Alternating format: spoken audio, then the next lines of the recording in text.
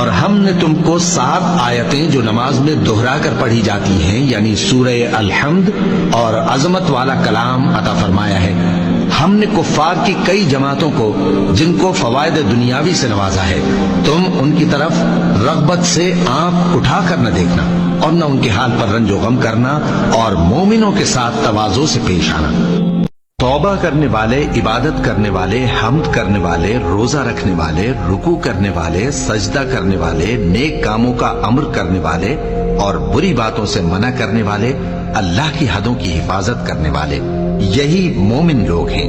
اور اے پیغمبر، مومنوں کو بہشت کی خوشخبری سنا دو، اور جو لوگ سونا اور چاندی جمع کرتے ہیں اور اس کو اللہ کے راستے میں خرچ نہیں کرتے، ان کو اس دن کے عذاب علیم کی خبر سنا دو، جس دن وہ مال دوزخ کی آگ میں خوب گرم کیا جائے گا، پھر اس سے ان بخیلوں کی پیشانیاں اور پہلو